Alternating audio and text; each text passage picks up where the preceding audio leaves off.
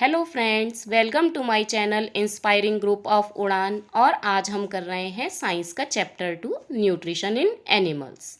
तो सबसे पहले हम ये जानेंगे कि न्यूट्रिशन क्या होता है। The process of taking in food and using it for growth, metabolism and repair. तो न्यूट्रिशन क्या है? हम सबको पता है कि हम खाना खाते हैं तो उस खाने से क्या होता है, हमको एनर्जी मिलती है।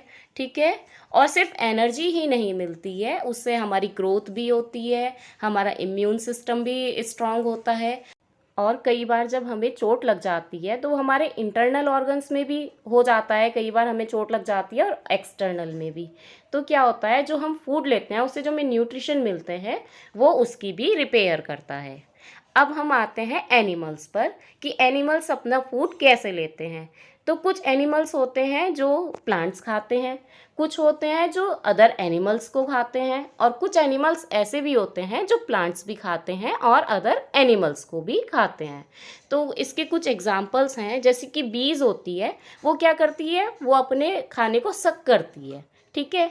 और इन्फेंट्स हो गए। अब इन्फेंट्स जो है ह्यूमन के भी हो सकते हैं और एनिमल्स के भी।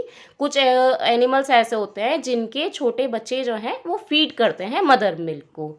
अब हम आते हैं पाइथन पर। पाइथन क्या करता है, पाइथन के आसपास जो छोटे छोटे एनिमल्स होते हैं वो उनको स्वेलो कर लेता है, निगल लेता है। ठीक है।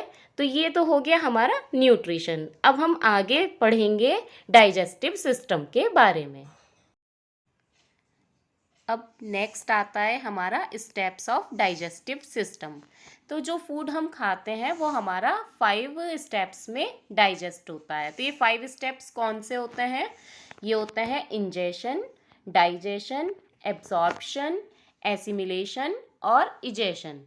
तो ये होते क्या है? इंजेशन क्या होता है? इंजेशन होता है the process of taking food into the body is called ingestion. यानी कि जब हम फूड को लेते हैं अंदर तो वो कहलाता है हमारा इंजेशन। अब इसके बाद आता है हमारा डाइजेशन। डाइजेशन क्या है? The break down of complex components of food into simpler substances is called digestion.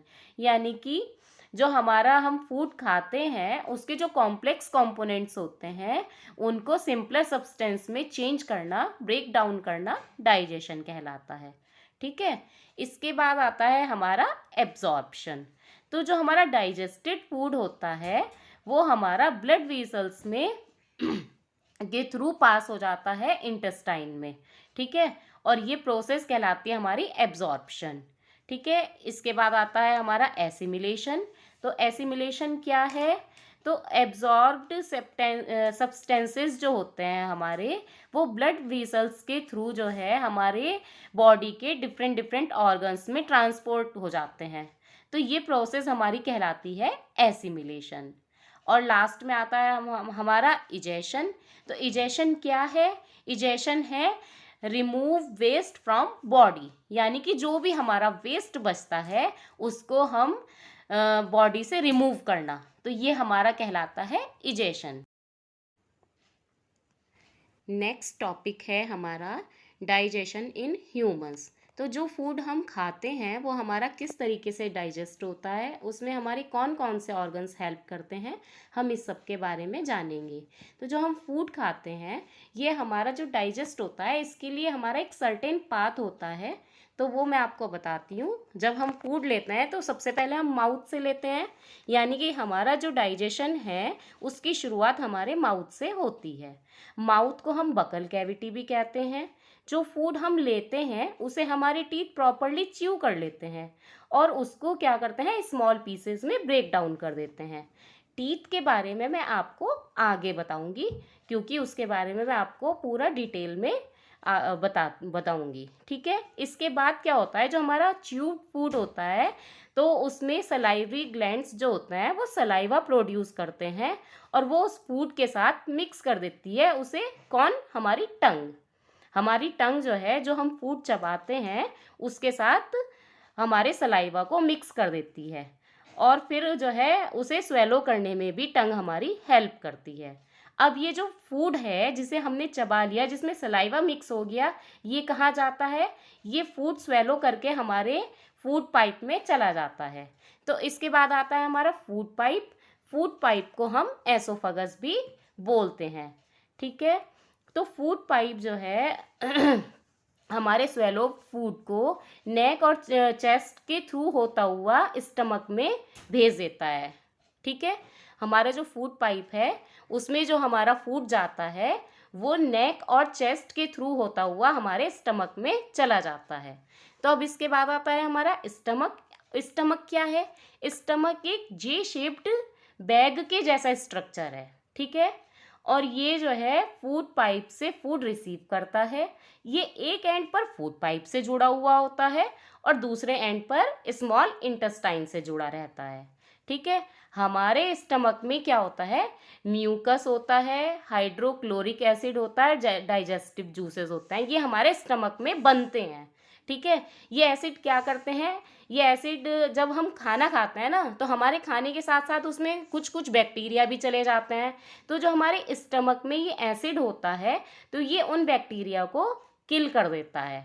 ठीक है, इसके बाद जो है हमारा फूड कहाँ जाता है? डाइजेस्टेड फूड जो होता है हमारा स्मॉल इंटेस्टाइन में चला जाता है। हमारी स्मॉल इंटेस्टाइन क्या है?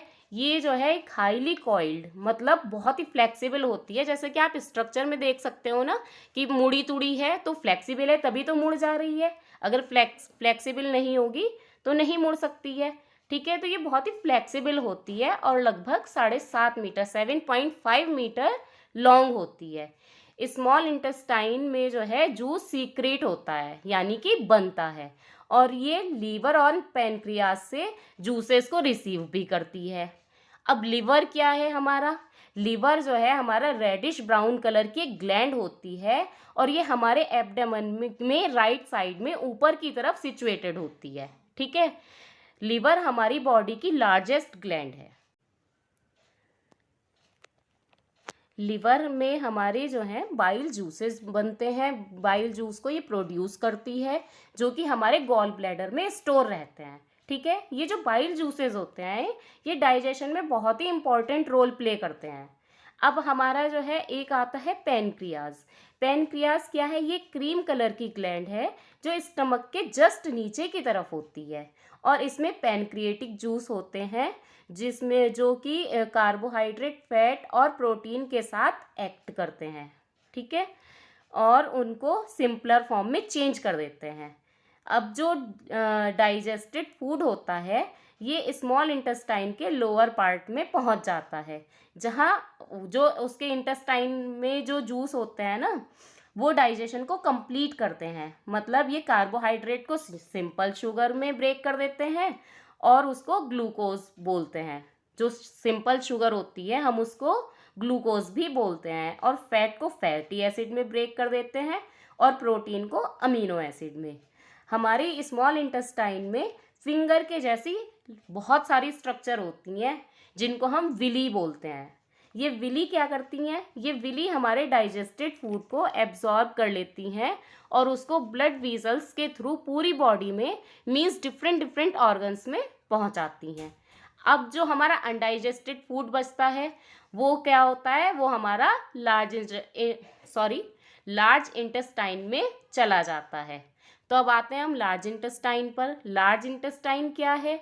लार्ज इंटेस्टाइन जो होती है स्मॉल इंटेस्टाइन के कंपैरिजन में छोटी होती है और चौड़ी होती है। जैसे कि हम फिगर में देख रहे हैं कि जो स्मॉल इंटेस्टाइन है वो तो काफ़ी बड़ी है और ये थोड़ी छोटी है और उससे थोड़ी चौड़ी है, वाइड है। ठीक है ना, और लेंथ में ये कितनी होती है? ये 1.5 मीटर के लगभग होती है। अब ये जो लार्ज इंटेस्टाइन होती है ये अनडाइजेस्टेड फूड जो होता है ना हमारा उसमें से वाटर और सोल्ट को एब्जॉर्ब कर लेती है और जो बाकी वेस्ट बचता है उसको रेक्टम में भेज देती है। ठीक है, अब जो भी वेस्ट बचता है हम इसको क्या बोलते हैं? फीसेस, है ना। और इस फीसेस को हम टाइम टू टाइम रिमूव करते रहते हैं और हम किसके थ्रू इसको रिमूव करते हैं? एनस के थ्रू।